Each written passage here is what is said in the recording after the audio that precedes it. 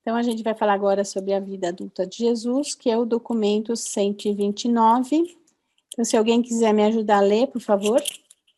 Jesus havia se separado plena e finalmente da administração dos assuntos domésticos da família de Nazaré, da participação imediata, da orientação a cada um dos seus membros.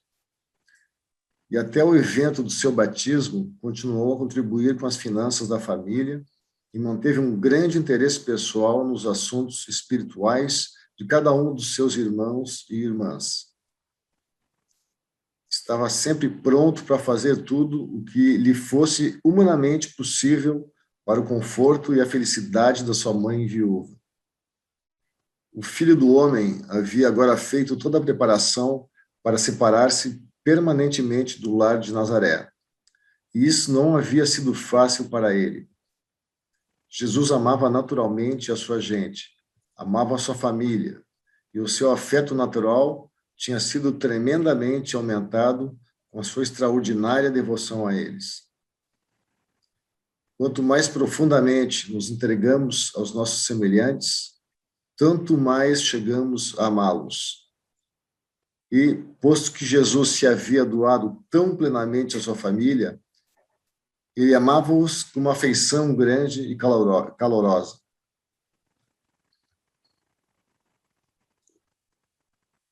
Toda a família se despertando... Só um minuto aqui. Toda a família havia se despertado gradualmente para a compreensão de que Jesus estava preparando-se para deixá-los. A tristeza da separação que se avizinhava era atenuada apenas pela maneira gradativa de prepará-los para o anúncio da sua intenção de partir. Todos percebiam que havia mais de 4 anos que ele vinha planejando essa separação final.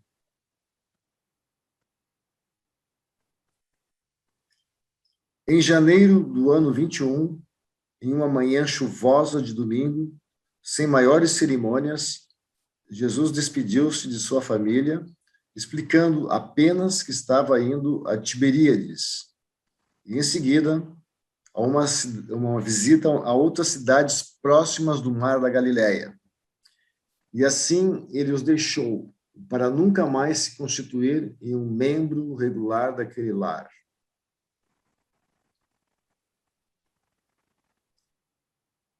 Lhe passou uma semana em Tiberíades, a nova cidade que iria em breve suceder a Séforis, como capital da Galileia.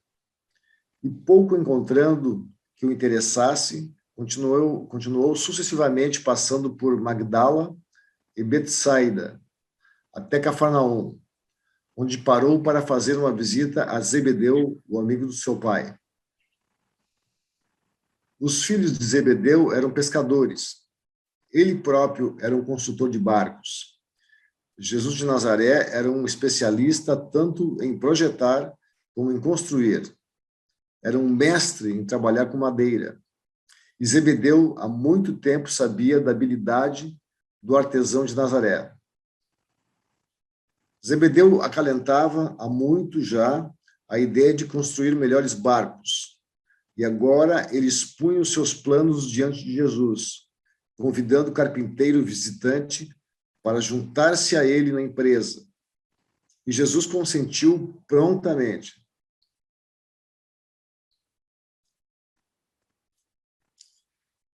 Jesus trabalhou com Zebedeu apenas durante pouco mais do que 1 ano, mas durante esse tempo criou um estilo novo de barcos, estabeleceu métodos inteiramente novos para a fabricação dos mesmos. Por meio de uma técnica superior e métodos bastante desenvolvidos de trabalhar as pranchas com vapor, Jesus e Zebedeu começaram a construir barcos de um tipo bastante superior, pois ofereciam muito mais segurança para navegar no lago do que os tipos mais antigos.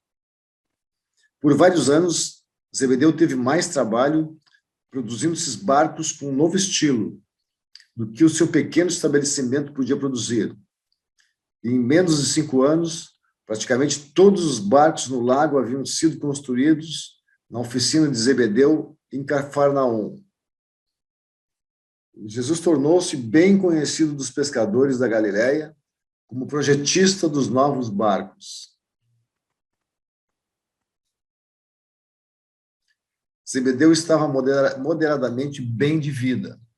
As suas oficinas de construção de barcos ficavam no lago, ao sul de Cafarnaum, e a sua casa estava situada na margem do lago, perto do centro de pescaria de Betsaida. Jesus viveu na casa de Zebedeu durante a sua permanência de mais de um ano em Cafarnaum. Ele já havia trabalhado por bastante tempo sozinho no mundo, isto é, sem um pai, e assim desfrutou muito desse período de trabalho com um pai sócio.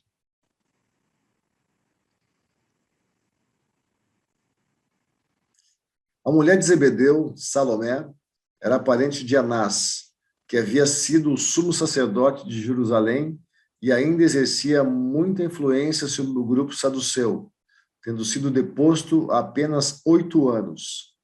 Salomé tornou-se uma grande admiradora de Jesus. Ela amava-o como amava os seus próprios filhos, Tiago, João e Davi.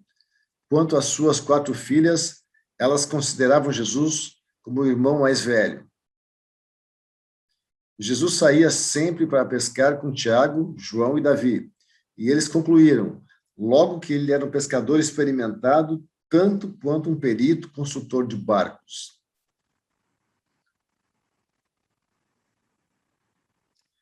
Por todo esse ano, Jesus enviou dinheiro todos os meses para Tiago. Jesus voltou a Nazaré em outubro para comparecer ao casamento de Marta. Não voltou a Nazaré por mais de 2 anos, até que o fez um pouco antes do casamento duplo de Simão e Judá.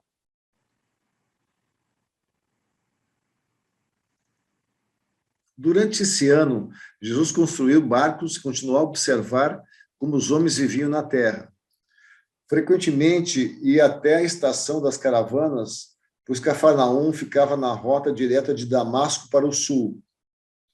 Cafarnaum era um forte posto militar romano, e o oficial comandante da guarnição era um crente gentil de Iavé, um homem devoto. Como os judeus tinham o hábito de designar tais prosélitos. Esse oficial, pertencendo a uma rica família romana, tomou para si a tarefa de construir uma bela sinagoga em Cafarnaum, a qual fora presenteada aos judeus um pouco antes de Jesus ter vindo viver com Zebedeu. Durante esse período, Jesus conduziu os serviços nessa nova sinagoga por mais de meio ano, e algumas das pessoas das caravanas que tiveram oportunidade de vê-lo lembravam-se dele como carpinteiro de Nazaré.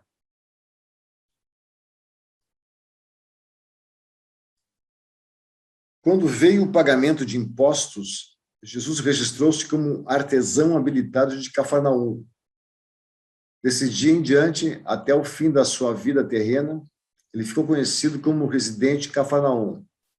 E nunca alegou nenhuma outra residência legal, embora, por várias razões, tenha permitido a outros designar a sua residência como sendo Damasco, Betânia, Nazaré e mesmo Alexandria.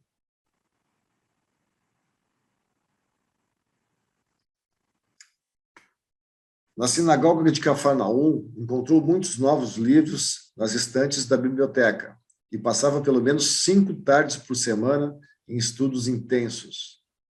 Uma noite, ele devotava a vida social com os mais velhos, e uma noite passava com a gente jovem. Havia alguma coisa de muito graciosa e inspiradora na personalidade de Jesus, que invariavelmente atraía a gente jovem. Pois Jesus sempre os fez sentir-se à vontade na sua presença. Talvez o seu grande segredo em dar-se bem com eles consistisse nos 2 fatos seguintes: que estivessem sempre interessados no que faziam e que raramente lhes oferecia conselho, a menos que o pedissem.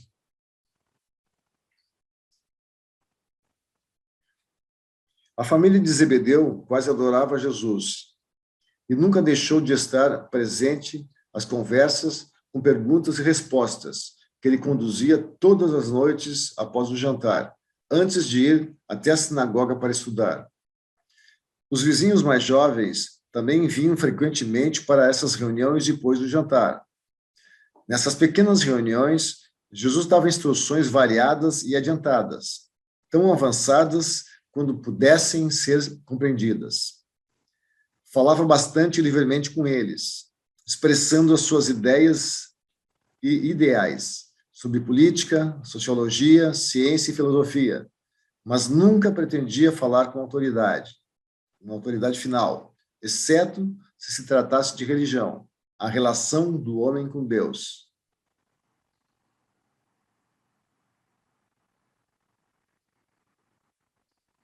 Uma vez por semana, Jesus fazia uma reunião com todo o pessoal da casa, da loja e dos canteiros de trabalho. O Zebedeu tinha muitos empregados, e entre esses trabalhadores é que Jesus, pela primeira vez, foi chamado de o Mestre. Todos eles amavam-no. Jesus gostava dos trabalhos com Zebedeu em Cafarnaum, mas sentia saudades das crianças brincando ao lado da oficina do carpinteiro de Nazaré. Dos filhos de Zebedeu, Tiago era o mais interessado em Jesus como professor e como filósofo. João gostava mais dos seus ensinamentos religiosos e das suas opiniões. Davi respeitava-o como um artesão, mas dava pouca importância aos seus ensinamentos filosóficos e à sua visão religiosa. Frequentemente, Judá vinha no sábado para ouvir Jesus falar na sinagoga e ficava para conversar com ele. Quanto mais Judá via o seu irmão mais velho, mais convencido ficava de que Jesus era verdadeiramente um grande homem. Nesse ano, Jesus fez grandes progressos quanto à mestria ascendente da sua mente humana e alcançou níveis novos e elevados de contato consciente com seu agitador do pensamento residente. Este foi o último ano estável da sua vida. Nunca mais Jesus passou um ano inteiro em um mesmo lugar ou em um mesmo empreendimento. Os dias das suas peregrinações pela terra estavam aproximando-se rapidamente. Os períodos de atividade intensa não estavam muito longe no futuro, mas entre a sua vida simples e intensamente ativa do passado e o seu ministério público, ainda mais extenuante, restavam agora uns poucos anos de longas viagens e de atividades pessoais altamente diversificadas. O seu aprendizado, como um homem do reino, devia ser completado antes que ele pudesse entrar na sua carreira de ensinamentos e de pregação como o Deus-homem, perfeito das suas divinas e pós-humanas, perfeito das suas fases divinas e pós-humanas, na sua auto-outorga ignorante. 2. O 28º ano, 22 depois de Cristo. Em março do ano 22 depois de Cristo, Jesus despediu-se de Zebedeu e de Cafarnaum. Pediu uma pequena soma de dinheiro para cobrir as suas despesas a fim de ir a Jerusalém. Enquanto trabalhava com Zebedeu, apenas pequenas somas de dinheiro haviam sido retiradas por ele, as quais a cada mês ele enviava à família em Nazaré. Um mês, José viria a Cafarnaum buscar o dinheiro. No mês seguinte, Judá viria a Cafarnaum pegar o dinheiro com Jesus e levá-lo para Nazaré. O ponto de pescaria de Judá distava apenas uns poucos quilômetros de Cafarnaum, ao sul.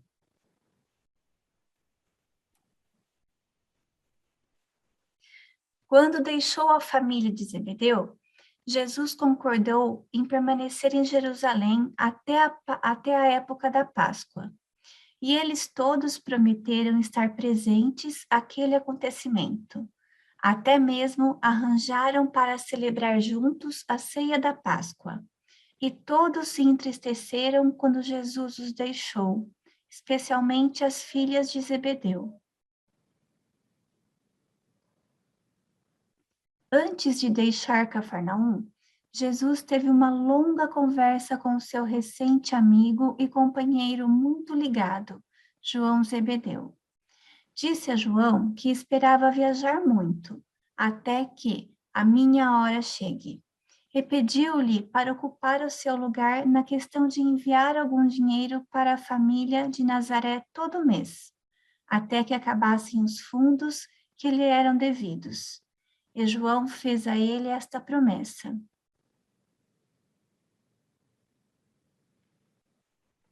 Meu mestre, vai cuidar dos teus assuntos. Faze o teu trabalho no mundo. Eu tomarei o teu lugar nesta, como em qualquer outra questão, e velarei pela tua família do mesmo modo como cuidaria da minha própria mãe e das minhas irmãs e irmãos. Usarei as tuas economias, que o meu pai mantém, exatamente como tu instruíste, e do modo como se fizerem necessárias. E quando o teu dinheiro houver sido gasto, se eu não receber mais de ti, e se a tua mãe estiver necessitada, então partilharei das minhas próprias economias com ela. Segue o teu caminho em paz. Estarei no teu lugar para todas essas questões.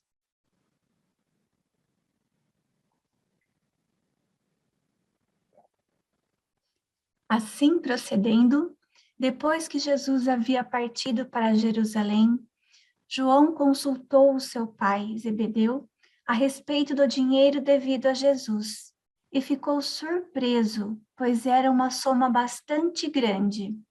Como Jesus havia deixado inteiramente nas mãos deles essa questão, eles concordaram que o melhor a fazer seria investir esse fundo em propriedades e usar a renda para assistência à família em Nazaré.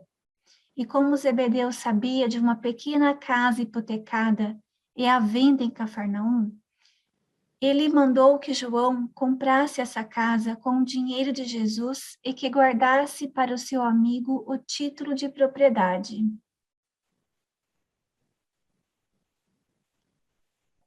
E João fez como seu pai lhe aconselhara. Por 2 anos, o aluguel dessa casa foi usado na amortização da hipoteca. E tudo isso aumentado por uma certa soma grande que Jesus logo enviou a João, para ser usada pela família conforme necessário. Igualava quase o total da hipoteca. E Zebedeu arcou com a diferença, de modo que João pagou o restante da hipoteca no tempo devido, assegurando com isso um título livre a essa casa de 2 cômodos. Desse modo, Jesus tornou-se o proprietário de uma casa em Cafarnaum, mas isso não lhe havia sido dito. Quando a família em Nazaré soube que Jesus havia partido de Cafarnaum, e não sabendo desse arranjo financeiro com João, eles acreditaram que chegara a hora de passarem sem qualquer ajuda de Jesus. Tiago lembrou-se do seu contrato com Jesus e, com a ajuda dos seus irmãos, assumiu daí em diante a responsabilidade total pela família. Voltemo-nos, contudo, a observar Jesus em Jerusalém. Por quase 2 meses, ele passou a maior parte do seu tempo ouvindo as discussões no templo, com visitas ocasionais às várias escolas dos rabinos. A maior parte dos dias de sábado, ele passava em Betânia. Jesus havia levado consigo a Jerusalém uma carta de Salomé, a esposa de Zebedeu, apresentando-o ao antigo alto sacerdote, Anás, como um que é como meu próprio filho. Anás passou muito tempo com ele, pessoalmente, levando-o para visitar as muitas academias dos mestres religiosos de Jerusalém, enquanto inspecionava a fundo essas escolas e cuidadosamente observava os seus métodos de ensino. Jesus nunca fazia uma pergunta sequer em público. Embora Anás considerasse Jesus um grande homem, estava indeciso quanto a que conselho dar-lhe. Ele reconhecia a tolice que seria sugerir a Jesus entrar para qualquer das escolas de Jerusalém como estudante. E, por outro lado, sabia muito bem que a Jesus nunca seria concedida a posição de um mestre regular, pois ele não havia sido educado naquelas escolas.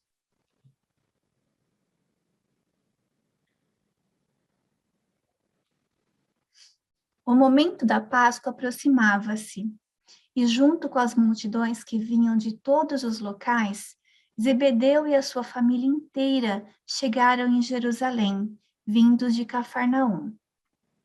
E todos ficaram na casa espaçosa de Anás, onde celebraram a Páscoa como uma família feliz.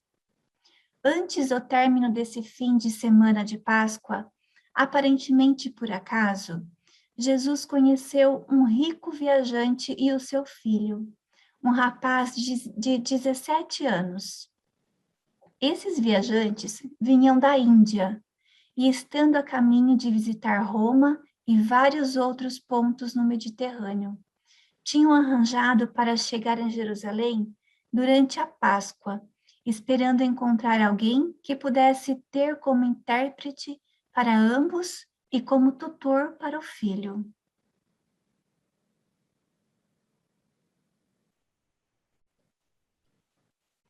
O pai estava insistindo para que Jesus consentisse em viajar com eles. Jesus lhe contou sobre a sua família e disse-lhe que não era justo permanecer longe deles por quase 2 anos, sendo que durante esse tempo eles poderiam achar-se em alguma necessidade.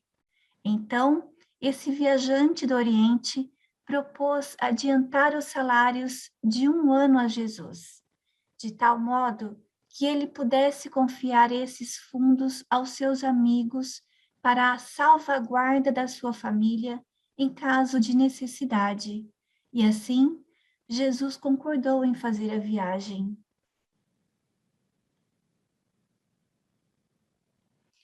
Jesus remeteu essa grande soma para João, filho de Zebedeu.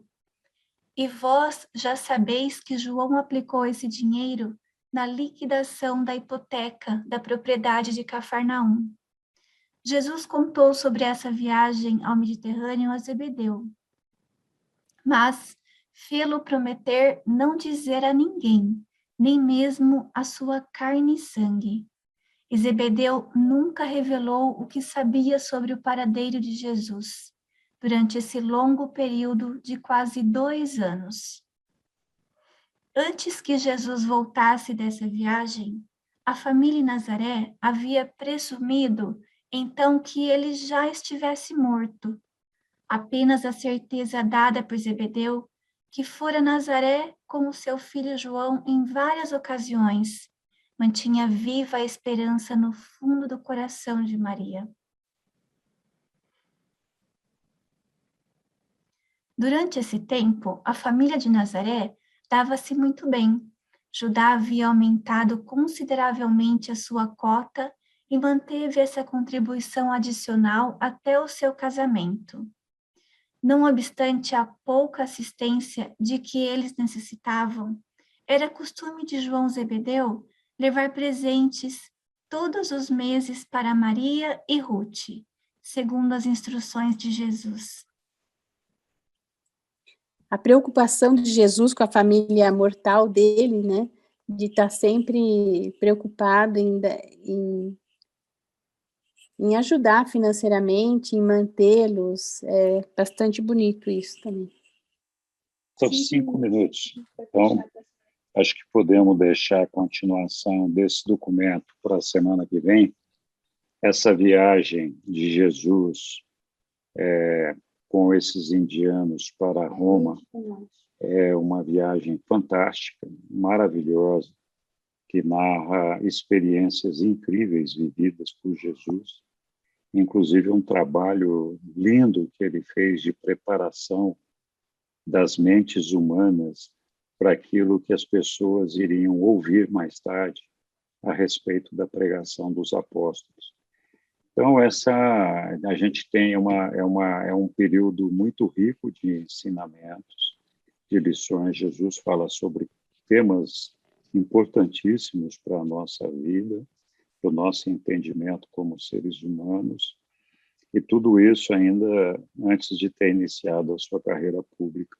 Então, uma parte muito interessante da vida de Jesus, que infelizmente, talvez por desconhecimento dessa vida, dessa parcela da vida de Jesus, os apóstolos não tenham narrado em lugar nenhum, em nenhum dos evangelhos.